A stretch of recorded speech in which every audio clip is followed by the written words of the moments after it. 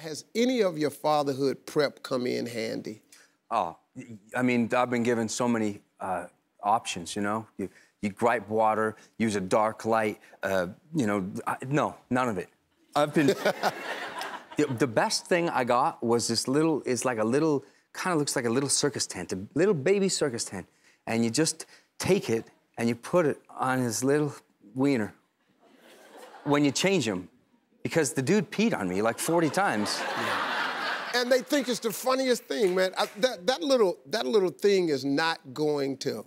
Could I have that right now? Let me have that right now. Hand me that. What is okay, this? Let me show you something. This is how this show works.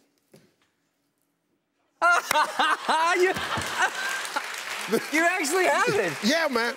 And then they wanted you to have this, too. They made these pacifiers for your baby, but they got mustaches on them.